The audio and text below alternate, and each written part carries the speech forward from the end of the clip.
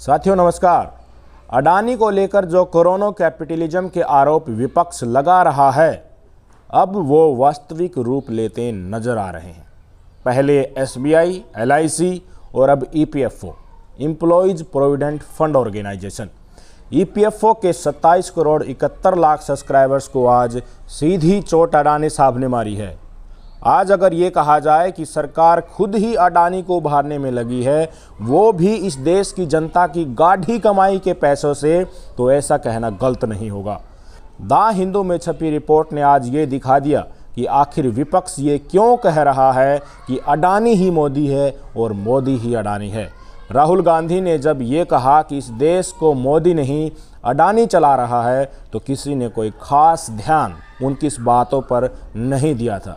पर आज की द हिंदू की इस खबर ने विपक्ष की क्रेडिबिलिटी बढ़ा दी है। दरअसल ईपीएफओ के लगभग 2.5 लाख करोड़ रुपए अडानी ग्रुप्स की कंपनियों में लगे हैं। ये पता होने के बाद भी कि हिंडनबर्ग की रिपोर्ट आने से अडानी के शेयर लगातार डूब रहे हैं, फिर भी और ज़्यादा इन्वेस्टमेंट ईपीएफओ इस अडानी ग्रुप में करता आ रहा है, जो इस साल के सितंबर महीने तक होता रहेगा। ध्यान दीजिए, एलआईसी और एसबीआई ने हिंडनबर्ग की रिपोर्ट आने से जो उठापटक हुई, उसके बाद कोई फ्रेश एक्सपोजर नहीं किया है। एसबीआई एलआईसी का जो नुकसान हुआ वो हिंडनबर्ग की रिपोर्ट आने से पहले और उसके इर्द गिर्द जो इन्वेस्टमेंट था उस पर हुआ है। पर ईपीएफओ को तो उस समय भी नुकसान हुआ और अब जितना भी फ्रेश इन्वेस्टमेंट वो लगातार कर रहा है उस पर भी नुकसान होता जा रहा है। ईपीएफओ को पता है कि अब अडानी ग्रुप्स में और ज़्यादा पैसा लगाने से भारी नुकसान होगा, लेकिन फिर भी वो ये काम करता जा रहा है। आंखों पर पट्टी बांधकर खुले में हो रहा ये काम क्या सरकार के इशारे के बिना हो सकता है? सवाल भी पैदा नहीं होता। कोई भी रिटेल इन्वेस्टर अब अडानी के शेयर नहीं खरीद रहा है। जिसका भी ऑलरेडी अडानी ग्रुप्स में इन्वेस्टमेंट है, वो औने पौने रेट पर अपने शेयर बेचकर बस अडानी ग्रुप से निकलना चाहता है। तो उस समय जब कभी कभी अडानी के शेयर तेजी दिखाते हैं, उनमें तेजी देखने को मिलती है, तो वो क्या ऐसे ही ईपीएफओ जैसे एंटिटी का पैसा होता है? क्या ईपीएफओ एक बानगी है? ऐसे कई रास्ते अपनाकर सरकार अडानी को उभारने में लगी है। क्या सच में भारत के इतिहास का सबसे बड़ा भ्रष्टाचार वो भी मोदी सरकार के द्वारा अब सार्वजनिक तौर पर सामने आने लगा है? तो क्या मोदी सरकार जो राहुल गांधी को चुप कराने में लगी है, उसका असली कारण मोदी अडानी का भ्रष्टाचार ही है? हमें लगता है आज इन सारी चीज़ों को सिलसिलेवार तरीके से समझने की ज़रूरत है। याद कीजिए 2014 में बम्पर जीत के बाद जब प्रधानमंत्री बन नरेंद्र मोदी संसद में पहली बार पहुंचे थे और संसद की सीढ़ियों पर उन्होंने दंडवत प्रणाम किया था। उस समय मोदी साहब की खूब वाहवाही हो रही थी कि देखिए, लोकतंत्र के मंदिर का असली सम्मान तो मोदी जी ही कर रहे हैं। हर कोई ये सोच रहा था कि सीढ़ियों पर दंडवत होकर जो प्रणाम मोदी जी कर रहे हैं, उसका मतलब ये है कि अब आगे देश का लोकतंत्र सुरक्षित हाथों में रहेगा। पर क्या मोदी जी ने ये प्रणाम इसी उद्देश्य को मन में रखकर किया था जो उस समय भारत की जनता सोच रही थी? हमारी संस्कृति में प्रणाम किसी को सम्मान देने के लिए भी किया जाता है और किसी को अलविदा करने के लिए भी किया जाता है। कई लोग तो प्रणाम इसलिए भी करते हैं कि सामने वाला जल्दी ही आंखों के सामने से निकल जाए, यानी कि चला जाए। मोदी जी ने जो दंडवत प्रणाम किया था, उसका आज के माहौल से मिलान किया जाए तो आप पाएंगे कि मोदी साहब देश में उस समय बरकरार लोकतांत्रिक प्रणाली को टाटा बाय बाय कहने वाले अंदाज का प्रणाम कर रहे थे। कहीं ना कहीं वो ये बताना चाहते थे कि अब मैं अपने हिसाब से लोकतंत्र को चलाऊंगा। मौजूदा चलन मेरी आखिरी दंडवत प्रणाम लेकर कृपया साइड हो जाए। 2014 से लेकर अब तक मोदी साहब लोकतंत्र का इतना ज़्यादा सम्मान कर चुके हैं कि आज विपक्ष का सबसे बड़ा चेहरा राहुल गांधी, उनको एक चुनावी भाषण में चोर जी को चोर जी कहने के लिए लोकसभा से निकाल दिया गया। साथ ही 8 साल का चुनावी बैन भी लगा है। चोर के पीछे जो जी शब्द है, हमने वो अपनी तरफ से लगाया है। राहुल ने अपने भाषण में नहीं दिया था, क्योंकि हम कहीं ना कहीं डर रहे हैं कि मोदी जी हमें सम्मानित न कर दें। इसलिए आप भी नीरव और ललित मोदी को चोर कहने से पहले या उसके बाद में इनके नाम के आगे या पीछे जी जरूर लगाइए। हम आशा करते हैं कि आपका सम्मान होने से शायद बच जाए। मदर ऑफ डेमोक्रेसी के डेमोक्रेटिक सुपुत्र के कर कमलों से पूरी दुनिया के अखबारों में राहुल की बर्खास्तगी की खबर छपी और हमारे लोकतंत्र का टाटा बाय बाय वाला सम्मान बढ़ा। राहुल को सजा सुनाने वाले जज का नाम हरीश हसमुख भाई वर्मा है। 2015 से अतिरिक्त सीजीएम के पद पर ये तैनात थे। 2015 से इनको कोई प्रमोशन नहीं मिला था। 29 दिसंबर 2022 को अचानक एडिशनल सीजीएम से इनको सीजीएम में प्रमोशन मिल गया। साहब को सीलबंद लिफाफे की स्वीकृति के बाद 10 मार्च 2023 को सीजीएम कैडर से जिला न्यायाधीश के रूप में पदोन्नत किया गया। 17 मार्च को इन्होंने निर्णय रिजर्व रखा और 23 मार्च को राहुल गांधी को मैक्सिमम पनिशमेंट जो 2 साल की हो सकती थी वो सुना दी, जिससे राहुल की सदस्यता जाती रही। साथ में 8 साल का चुनावी बैन भी गिफ्ट में मिल गया। इतने शानदार डेब्यू के लिए आप सभी जज हरीश हसमुख भाई वर्मा को बड़े ही हसमुख स्वभाव से बधाइयाँ दीजिए और उनके उज्जवल भविष्य की कामना कीजिए। संसद से निकाले जाने के बाद राहुल ने प्रेस कॉन्फ्रेंस की। उन्होंने स्पष्ट किया कि वो डरने वाले नहीं हैं, चाहे वो पार्लियामेंट के अंदर रहें या बाहर रहें, जेल में 2 साल के लिए डालें या फिर 10 साल के लिए डालें, वो बीजेपी से प्रश्न पूछते रहेंगे।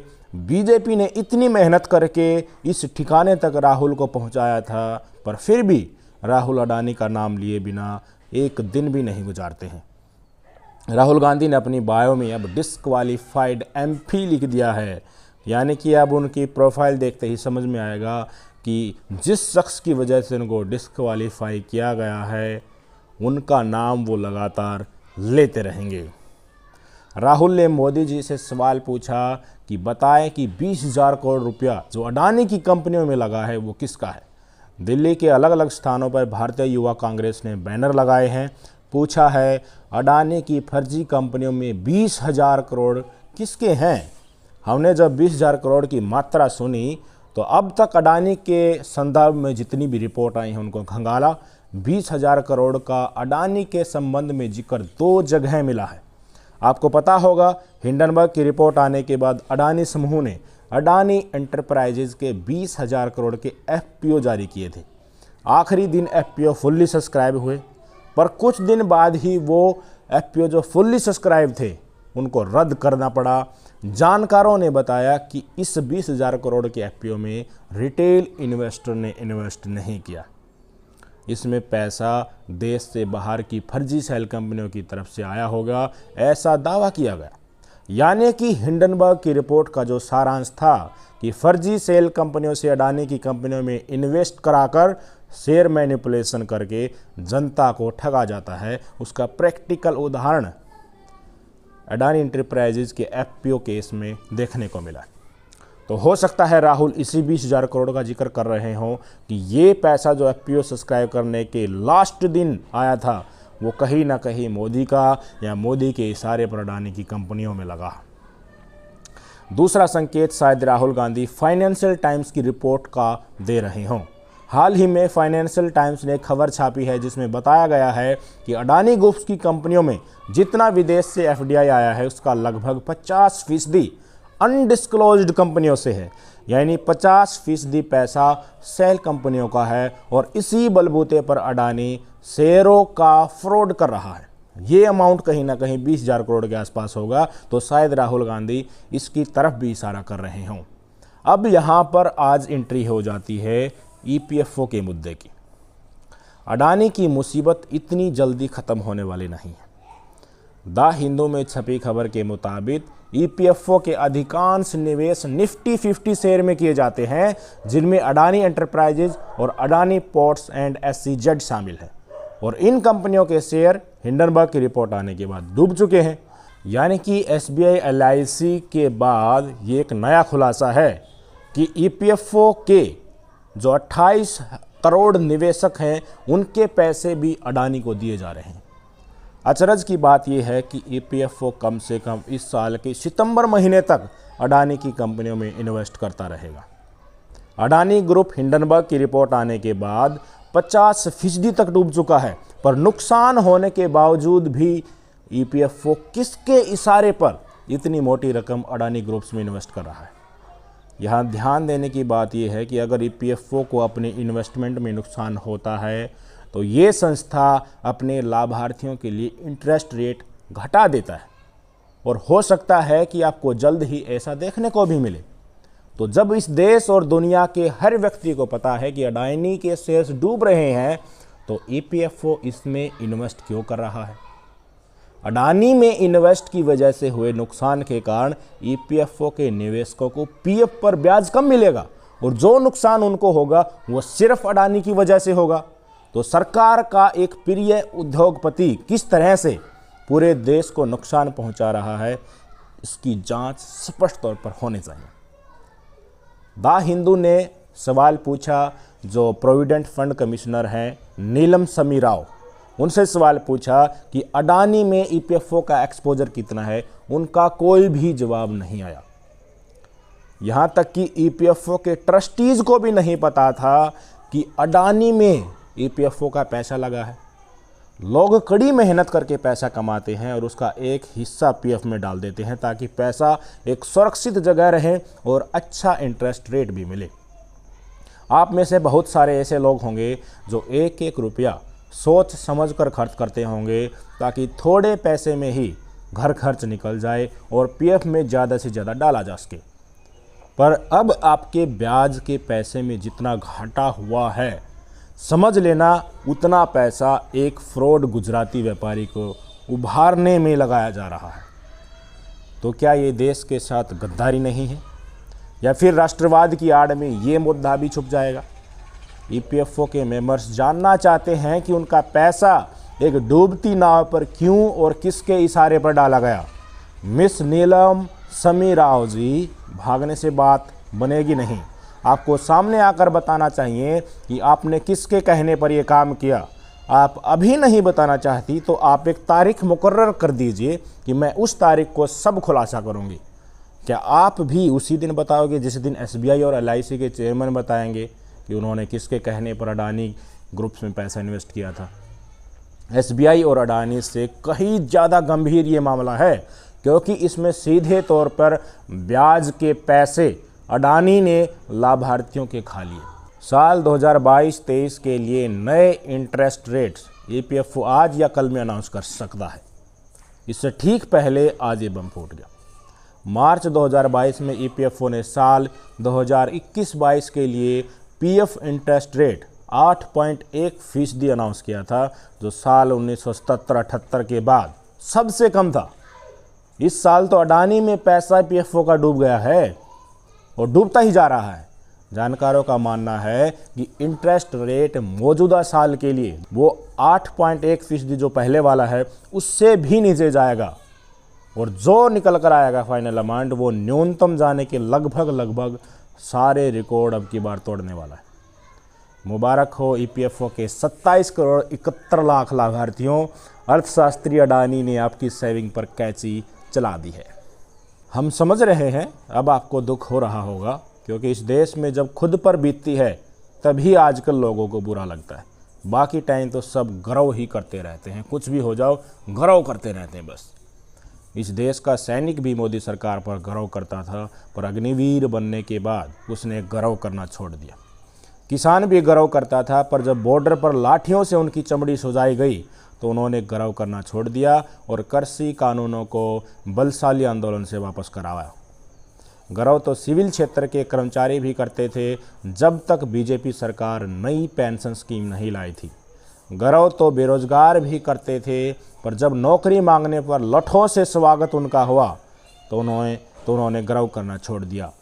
गौरव गरीब भी बहुत करता था, पर जब उज्ज्वला सिलेंडर को दोबारा खुद के पैसे से भराने की नौबत आई तो गरीब ने गौरव करना छोड़ दिया। जब से एससी एसटी ओबीसी को पता चला है कि धीरे धीरे मौजूदा सरकार उनके आरक्षण को ख़त्म कर रही है, तो उन्होंने भी गौरव करना छोड़ दिया है। आज के दिन हर गरीब और मिडिल क्लास से संबंधित व्यक्ति गर्व करना छोड़ चुका है। पर अडानी साहब जैसे पूंजीपति लोग बड़ी खुशी से आज भी मोदी सरकार पर गर्व किए हुए हैं।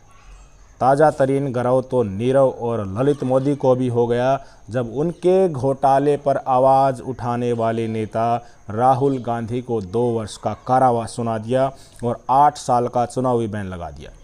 किसानों ने तो अपने 750 से ज़्यादा लोगों की बलि देकर लड़ाई जीत ली, पर जो किसानों ने किया वो कोई और आवाज़ उठाने वाला तबका नहीं कर सकता, क्योंकि उनके पास संख्या बल नहीं है। एनपीएस खत्म करके पुरानी पेंशन मांगने वालों को सरकार ने निर्देश दिया है कि हड़ताल छोड़ दो, वरना इलाज सीधे तौर पर कर दिया जाएगा। सरकार के दमन को सिर्फ किसान ही झेल पाए हैं, बाकी आवाज़ उठाने वाला तबका इस दमन को नहीं झेल सकता। उनको न्याय उनके वोट की ताकत ही दिला सकती है। उनके वोट की ताकत भी तभी दिखेगी जब जनता उनके साथ होगी। Do you get my point? आपको सब कुछ समझ आ रहा है? ठीक है। डिस्क्वालीफाइड एमपी राहुल गांधी ने ट्वीट कर लिखा है कि एलआईसी की पूंजी अडानी को, एसबीआई की पूंजी अडानी को, ईपीएफओ की पूंजी अडानी को। मोडानी यानी मोदी प्लस अडानी के खुलासे के बाद भी जनता के रिटायरमेंट का पैसा अडानी की कंपनियों में निवेश क्यों किया जा रहा है? प्रधानमंत्री जी, नए जांच नए जवाब, आखिर इतना डर क्यों? महात्मा गांधी के समाधि स्थल राजघाट पर कल से ही कांग्रेस का केंद्रीय नेतृत्व सत्याग्रह की शुरुआत कर चुका है। पूरे देश में कांग्रेस कार्यकर्ताओं द्वारा विरोध करने की खबरें आ रही हैं।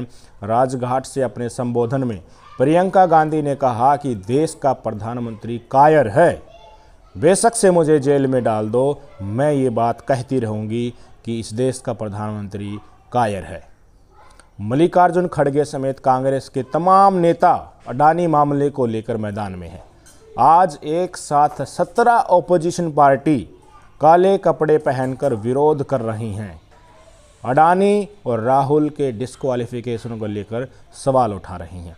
इसी बीच हमारे देश की मीडिया ये दिखाने में लगा है कि अतीक अहमद कितना पतला मूतता है। एक तरफ जहां देश का अमृतकाल चल रहा है, वहीं दूसरी तरफ मीडिया का मूत्रकाल चल रहा है। एक बात अब साफ है, विपक्ष डर कर चुपचाप बैठने वाला नहीं है। वो रोज और ज़्यादा बलशाली होता जा रहा है। अडानी मामले में जेपीसी की मांग को लेकर गौरव करने में लगा हुआ है। विपक्ष को पता चल गया है कि राजा की जान तोते में ही है, और तोते की गर्दन फंसी तो राजा को भी फंसने से कोई नहीं रोक सकता। आज हमारे देश में इस राजा के नाम पर लोकसभा से लेकर ग्राम पंचायत तक का चुनाव हो रहा है। तो अगर ये राजा फंसेगा तो ऊपर से लेकर नीचे तक भर भरा कर राजा का साम्राज्य नष्ट हो जाएगा। नमस्कार।